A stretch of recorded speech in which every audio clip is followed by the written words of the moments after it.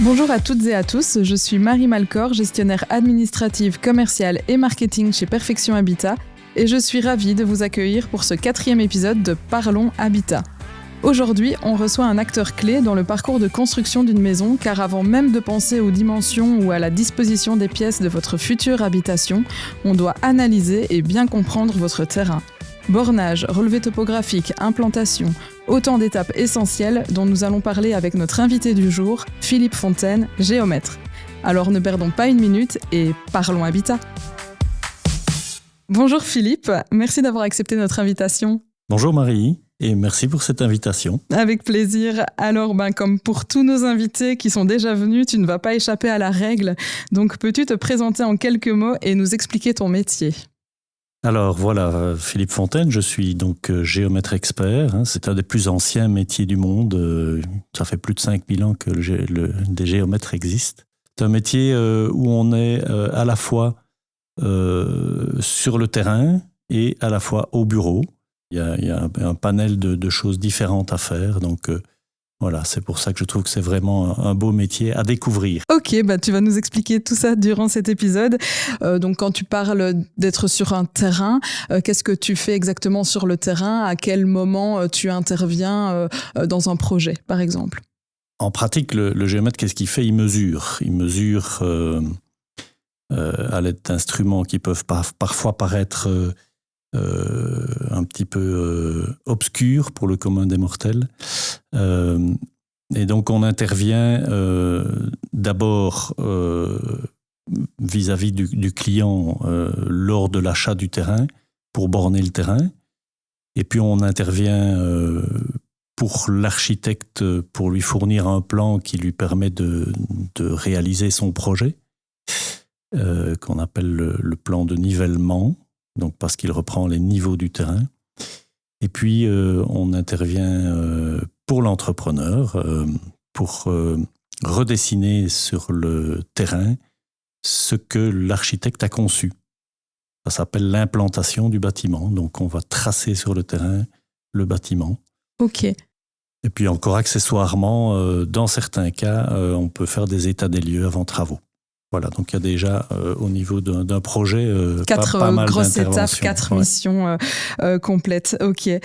Par exemple, le bornage, il s'agit des petits piquets blancs qu'on retrouve aux 4 coins d'un terrain, c'est bien ça ? Voilà, donc les bornes, il y en a différents modèles, mais les systèmes sont tous plus ou moins similaires. Donc c'est une tête de borne soit en béton polymère coloré, soit en PVC très résistants. Qui sont dans la terre, alors à ce moment-là ? À ras de sol avec un ancrage. Toi, ça t'arrive de borner un terrain. Comment ça se passe ? Voilà, alors il y a différents cas, effectivement. Soit on va créer une nouvelle parcelle, on va donc diviser un terrain, soit simplement quelqu'un qui a une maison avec un grand jardin et qui décide d'en vendre un morceau pour en faire une nouvelle parcelle. Ou bien alors on peut avoir vraiment des grandes plaques de terrain qui sont viabilisées par l'intermédiaire d'un lotissement. C'est aussi un des grands travaux que peuvent faire les géomètres. Et là, alors on va créer une multitude de parcelles. Ça peut être 5, mais ça peut être 50 ou 100 ou 200 parcelles selon la taille du lotissement. Et dans ce cas-là, alors on crée de nouvelles voiries aussi. Ok. Par rapport au relevé topographique, ça, tu nous en as parlé au début, c'est plus en complément de l'architecte ? Alors, le relevé topo, effectivement, ou nivellement. Donc, c'est un plan qui vient au moment où on lance le projet et qui va permettre à l'architecte d'avoir tout ce qui lui est nécessaire pour concevoir son projet. Donc, dans ce cadre-là, je dirais qu'on est un petit peu le lien entre le terrain et l'architecte. On est un peu les yeux de l'architecte, en quelque sorte. Ok. Moi, j'ai une petite anecdote à ce sujet. J'ai acheté un terrain. Je pensais qu'il était plat. Et puis, alors, je pense que c'est toi qui es allé sur chantier. En fait, non, il est pas plat. Ah bah tiens, donc, on a souvent cette impression. On a cette le impression relief, c'est très trompeur. Exactement. Donc, et puis après, en effet, quand je suis retournée dessus, j'ai dit, non, en fait, il est pas du tout plat, mais on se dit, oui, il y a pas de pan, enfin, il y a pas de talus ni rien, c'est bon. Et puis finalement, non, on se trompe complètement. Il y a quand même parfois un même bon dénivelé. 2 mètres entre l'avant et l'arrière du terrain, alors qu'on avait l'impression qu'il était plat. Quoi. Oui, donc c'est important de faire venir un géomètre avant tout projet pour que la maison colle à l'environnement surtout. Exactement, et qu'on ne se retrouve pas avec une maison perchée ou inversement enterrée. Oui.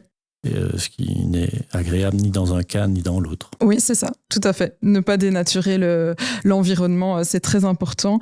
Donc, en gros, si j'ai bien compris, tu interviens lorsqu'il faut borner un terrain, s'il ne l'est pas encore, lors du relevé topographique du terrain avant que l'architecte ne commence à dessiner les plans, et aussi à l'implantation, mais ça, on reviendra plus tard, lorsqu'on fera le lien avec Perfection Habitat tout à l'heure.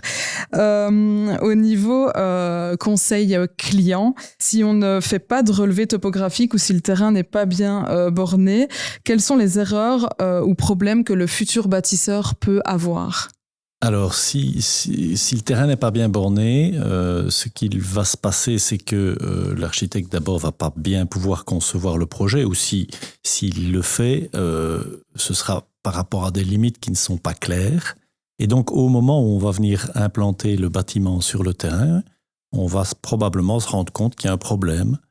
Et donc, s'il y a un problème à ce moment-là et qu'on ne sait pas mettre le bâtiment comme ça a été conçu, il faut arrêter le chantier. Enfin, le chantier n'a pas démarré, mais donc on le met déjà en retard dès le départ pour redemander une modification du permis en fonction de ce qu'on a détecté pour que le permis corresponde à ce qu'on va implanter. Mmh. Ouais. Et donc, ça fait perdre de l'argent parce que c'est fait au mauvais moment et dans l'urgence, et ça fait perdre du temps. Donc, le chantier va démarrer plus tard. Okay. Donc, il est important que tout ça soit bien fait en amont pour que, au moment où on commence le chantier, ça démarre. Ça roule sereinement aussi. Ok. Pourquoi est-ce essentiel de faire appel à un géomètre avant d'acheter un terrain ? Donc, une personne qui voudrait acheter un terrain, à quoi il doit faire attention ? Alors, il y a beaucoup de choses auxquelles il faut faire attention quand on achète un terrain.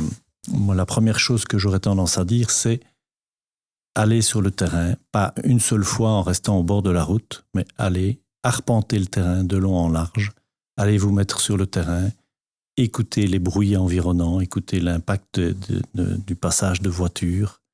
Allez-y à plusieurs moments de la journée, parce que c'est pas pareil à 8 heures du matin ou à midi ou à 6 heures du soir quand tout le monde rentre du travail. Voilà, et même le soir, pour un peu voir s'il fait calme le soir. Ça, c'est une première chose. En arpentant le terrain, on peut aussi détecter s'il y a, par exemple, de l'humidité sur ce terrain. Parce que quand on reste au bord de la route, on ne voit pas ça. Or, il se peut qu'il y ait de l'humidité, donc c'est en général quasiment toujours gérable au niveau de la conception du bâtiment, mais c'est des surcoûts, donc c'est pas inintéressant de le savoir. Aussi aller trouver les voisins, ça me paraît être quelque chose de fort important, d'abord parce que c'est important de voir si le voisinage nous convient. Voilà. Oui, et puis on peut avoir plein d'informations de la part des voisins. C'est ça, ils ont construit eux aussi, donc forcément savoir l'état du sol, comment il est, etc. Exactement. Poser des questions au voisinage. C'est des questions sur comment eux, ça a été leur construction. Quoi. C'est ça. Voilà, ce sont toutes des choses qui pèsent dans la balance. Alors, il n'y a pas de terrain parfait, donc il faudra bien faire des concessions. Ouais. Mais au moins, ça permet de ne pas avoir de surprise une fois qu'on a acquis le terrain. Oui, c'est ça. Ça me paraît important aussi d'aller à l'administration communale, demander un petit peu les règles pour construire, vérifier que le terrain est bien bâtissable, parce qu'il faut savoir que ce n'est pas parce qu'un terrain est classé à bâtir sur le plan de secteur, c'est pas pour ça qu'il est automatiquement bâtissable. Ok. Un terrain, par exemple, qui serait en zone inondable pourrait ne pas être bâtissable ne pas l'être du tout ou ne l'être qu'à des conditions bien compliquées. Ah oui, voilà. Ok, oui. Pareil, il y a certains terrains qui sont classés à bâtir et qui sont dans des zones karstiques. La commune pourrait interdire de construire ou imposer des charges importantes qui rentrent en compte dans le prix global du projet. Donc, voilà. Du coup, c'est un moyen de savoir si le terrain ne va pas engendrer lui-même des coûts par sa nature. Oui, ok. Et aussi, peut-être pour pouvoir faire baisser le prix et faire une offre en conséquence. Ça peut être un objet de négociation, évidemment. Oui. Ok, super. Et alors, au niveau des bornes, je suppose, bien vérifier que le terrain soit borné et voir les dimensions. C'est important d'aller voir si les bornes sont présentes, de demander au vendeur s'il a un plan de bornage le plus tôt possible. Parce que s'il n'y a pas de plan de bornage et qu'on fait faire un plan, c'est mieux qu'il soit fait avant qu'on passe l'acte et qu'il puisse être joint à l'acte. Ah oui. Parce que ça lui donne plus de force que si on le fait séparément de l'acte. Il a moins de force d'un point de vue juridique. Il pourrait changer l'endroit des bornes ? Ça s'est déjà vu. C'est rarissime, mais que des bornes aient été déplacées, oui, ça c'est. Oui, j'ai déjà constaté ce genre de choses. Alors parfois c'est parce que l'entrepreneur à côté a mal travaillé et a arraché la borne et qu'il l'a remise un petit peu comme il le pensait.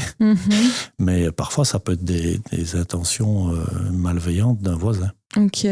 Et comment toi tu vérifies, ou tu constates la véracité des lieux de cadastre ? Tu te renseignes où pour ça ? Alors, c'est bien que tu parles de cadastre parce que le cadastre en Belgique n'a pas de valeur en matière de limite. Ok. Le cadastre, c'est le ministère des Finances. Il est uniquement là pour déterminer l'impôt foncier et le prélever. Ok. D'accord.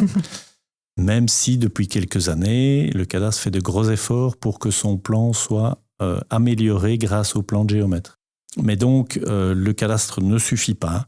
Et donc, quand on réalise un bornage, il y a plusieurs opérations. La première, c'est de mesurer ce qu'on trouve sur le terrain, donc les clôtures, la voirie, les bornes s'il en existe. Tout élément, des murets, tout élément qui est susceptible de nous influencer dans le choix de la position de la limite.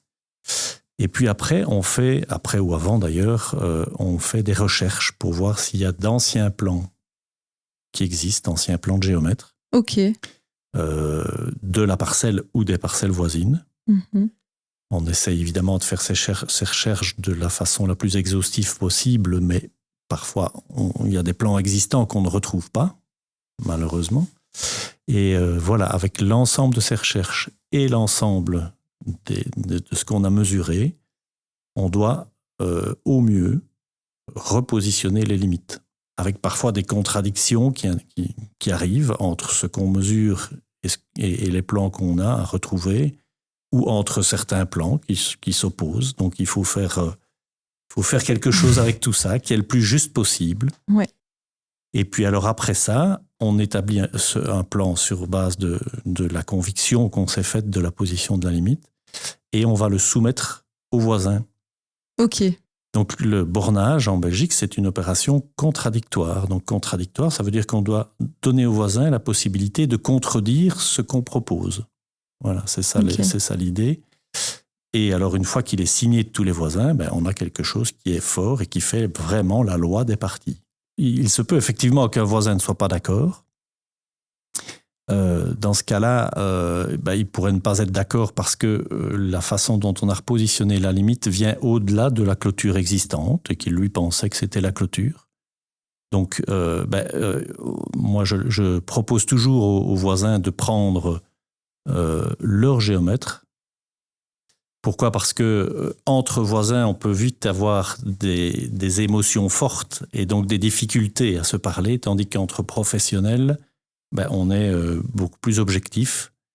Et voilà, chacun peut défendre son client, le cas échéant, si c'est vraiment compliqué, mais en général, on trouve un compromis qui est le plus logique. Voilà.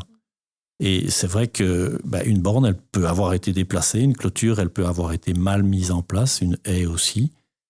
Quand on occupe un morceau de terrain, si une haie ou une clôture a été placée trop loin et que le temps pour prescrire est écoulé, on est dans ce cas-là obligé de tenir compte de la position de cette haie ou de cette clôture, puisqu'il y a eu occupation pendant un temps suffisant et qui est de 10 ans. Donc ça va très vite. Ah oui, c'est très rapide. 10 ans, on y est très vite. Avant, c'était 30 ans dans la plupart des cas, mais maintenant, c'est 10 ans. Donc il faut être quand même bien attentif si on ne veut pas perdre un morceau de terrain. Et à côté de ça, j'aime toujours bien ajouter, il vaut mieux perdre 10 cm de terrain et être bien avec ses voisins que l'inverse. Parce que quand on est mal avec ses voisins, quand on est en dispute avec ses voisins, c'est tous les jours. Hein. Et c'est à vie, c'est à vie, entre guillemets. Et c'est à vie, en tout cas, jusqu'à ce qu'un des deux s'en aille. Oui, c'est ça. Mais donc, voilà, un mauvais accord vaut mieux qu'un bon procès, dit-on. Oui, c'est ça. On est un peu dans ce cas de figure ici. Oui, il vaut mieux avoir un peu de frustration au début, pendant tout un temps, plutôt que des guerres tout à fait. Sans cesse pendant longtemps. Et 10 ou 20 cm de terrain sur la profondeur d'une parcelle à bâtir, ça ne représente pas beaucoup de mètres carrés. Donc parfois, il faut un peu réfléchir et se dire, pour quelques milliers d'euros, voire maximum 1000 euros dans certains cas, même moins, est-ce que ça vaut la peine que je me mette mal avec mon voisin de façon définitive? Oui. Voilà. Et qu'on ne se parle plus. Oui, voilà. C'est clair. Ça, c'est le choix de chacun. C'est ça, voilà. Chacun fait ce qu'il veut aussi, mais voilà, c'est très clair. Eh bien justement, Philippe, avec toutes ces années d'expérience et anecdotes avec les voisins, est-ce que tu aurais une anecdote ou un conseil terrain à partager pour nos auditeurs? Pour moi, le premier et peut-être le seul conseil vraiment important, c'est de faire mesurer et borner son terrain avant de l'acheter. Alors, si on n'est pas sûr, on peut déjà faire appel à un géomètre pour voir si c'est nécessaire de borner. Le bornage, c'est un peu une garantie à vie. C'est un peu comme je compare souvent le bornage à une assurance. Quand on achète une voiture, on l'assure. Et ça peut coûter plusieurs milliers d'euros par an. Et quand on annonce aux clients que ça va coûter 2000 ou 2500 euros pour faire un bornage, il est toujours très étonné alors qu'il est en train d'acheter et de faire le plus gros achat de sa vie. Et il s'étonne de devoir mettre quelques milliers d'euros pour garantir cet achat, alors que tous les ans, il met la même quantité d'argent pour protéger sa voiture. C'est la même chose. Le bornage, c'est un petit peu l'assurance du terrain. Ça permet de garantir que les limites sont bien définies et sont bien opposables aux voisins. Oui, tout à fait. Bon, on a la même philosophie chez Perfection Habitat, de toute façon, donc c'est très bien. Et bien justement, en parlant de Perfection Habitat, on va faire le petit lien parce que tu es géomètre pour la société. Donc, je voulais savoir comment tu travaillais avec Perfection Habitat. Et donc, tu as parlé tout à l'heure d'implantation. L'implantation, c'est le stade après. C'est là qu'on travaille réellement pour l'entrepreneur. Donc, on reprend le projet de l'architecte. Et on va redessiner tel que l'architecte l'a prévu sur le terrain. On va aller mettre d'abord des jalons, donc des grandes tiges rouges et blanches là, à tous les coins de la maison. Et puis sur base de ces jalons, on va mettre ce qu'on appelle des chaises. Les chaises, c'est quoi? C'est 2 piquets enfoncés dans le sol et une volige, un morceau de planche qui liaisonne ces 2 piquets. Et sur cette volige, on va mettre un clou qui va être parfaitement dans le prolongement de la façade du bâtiment. Et donc, si on tire une ficelle entre les clous de 2 chaises opposées, on a une ligne qui représente la façade du bâtiment. Et quand on fait ça pour toutes les façades du bâtiment, eh bien, on a à l'intersection des ficelles tous les coins du bâtiment de façon très précise puisqu'on part d'un clou. Ok. Hein? Et l'avantage de ces chaises, c'est qu'on peut les mettre au-delà du bâtiment. On les met en général à environ 2 bons mètres du bâtiment. Et que donc on peut les mettre et les enlever à souhait. Donc le premier qui vient sur le terrain, c'est le terrassier. Donc il va mettre les chaises, il va prendre une bombe de couleur et tracer au sol, aux intersections des chaises, les coins du bâtiment. Ça lui suffit parce que le terrassier il n'a pas besoin d'être centimétrique, puisqu'il doit faire un trou plus grand pour qu'on puisse réaliser la maison dans le trou. Faire les fondations. Hein, voilà. Et donc, lui, sur cette base-là, il va retirer les ficelles et il va faire son trou. OK. Et puis, le maçon va revenir, il va retirer les ficelles et il va se mettre à faire les fondations et puis les maçonneries d'élévation, etc. Pour le géomètre, c'est important d'avoir un très bon géomètre parce que l'implantation, ça ne s'arrête pas là, étant donné que la commune, après, fait intervenir leur géomètre expert de leur côté pour venir contrôler si la maison est bien implantée avant de commencer les travaux, quoi. Tout à fait. Depuis maintenant, certainement pas loin de 20 ans, je pense, les communes sont tenues de vérifier que les bâtiments sont bien implantés avant le commencement des travaux. OK.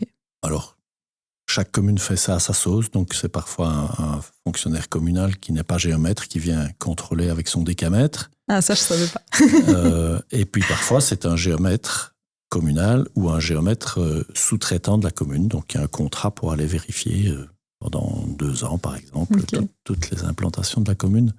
Ça t'est déjà arrivé d'aller contrôler une de tes implantations ? Alors, logiquement, on ne doit pas le faire parce qu'on est jugé parti. Donc, dans ce cas-là, il faut trouver une autre solution. Il faut dire non, simplement, à la commune. Oui, voilà. Il faut pouvoir le faire par un confrère pour qu'il y ait un vrai contrôle.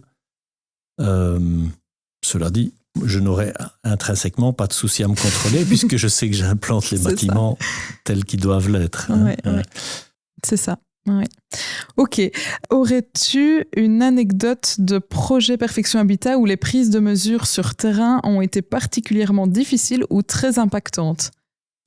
Mais oui, ça nous arrive relativement régulièrement d'arriver sur terrain et de constater que le terrain est, par exemple, complètement fermé par un mur ou une clôture énorme et qu'on ne sait pas rentrer sur le terrain.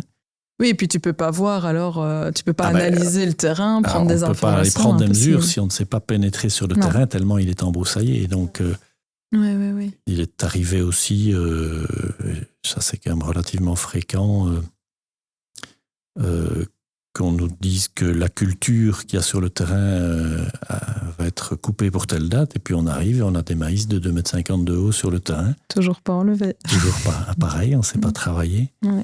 Ou du bétail. Ah oui, c'est arrivé déjà. Oui, c'est arrivé. Ok, quelle sorte de bétail ? Des vaches, des moutons, peu importe. Dangereux donc, ça. Intrinsèquement, on n'a pas peur de la vache, mais sauf que si elle vient bousculer le trépied, tout est à refaire.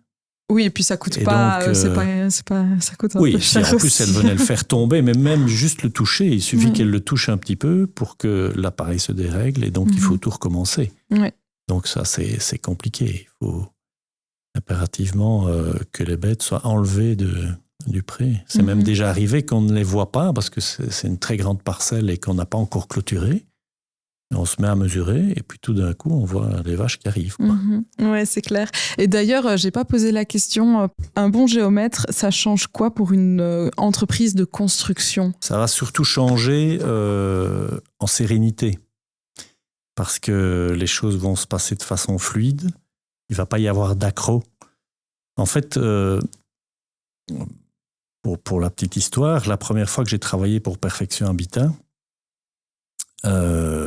c'est parce que les conducteurs, et c'était eux qui implantaient à l'époque, avaient déjà implanté 2 fois un bâtiment et que la commune disait chaque fois, non, c'est pas bon.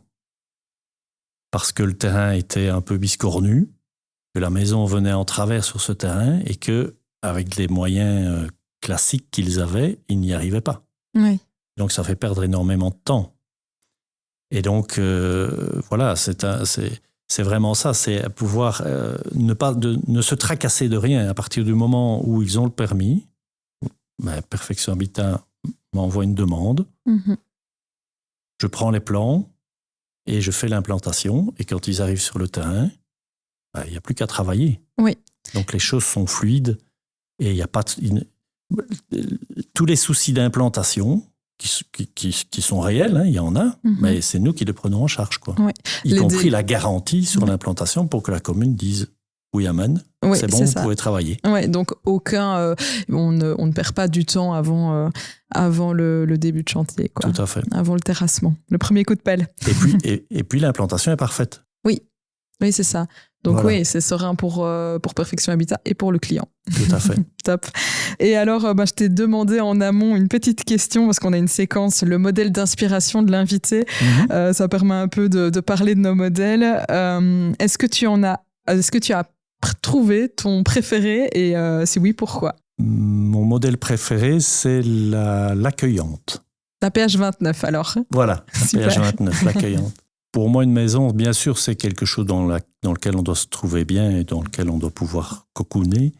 Mais voilà, pour moi, l'accueil des amis ou de la famille est vraiment important. Et donc, avoir une maison qui est accueillante, c'est pour moi vraiment un point très important. Donc, quand j'ai vu cette appellation accueillante, je me suis dit, là, c'est vraiment... ça m'a fait penser à une chanson de Jacques Brel où il dit à un moment, on aura une maison avec des tas de fenêtres, avec presque pas de murs. Et il fera bon y être. Voilà, c'est vraiment ça, l'idée de l'accueil, avec des tas de fenêtres. Voilà, une maison qui donne envie... des espaces ouverts, séjours, etc., où on peut mettre plein de monde. Ok, merci beaucoup Philippe pour tes conseils, pour tes anecdotes et pour les explications que tu nous as fournies sur ton métier. C'était très intéressant.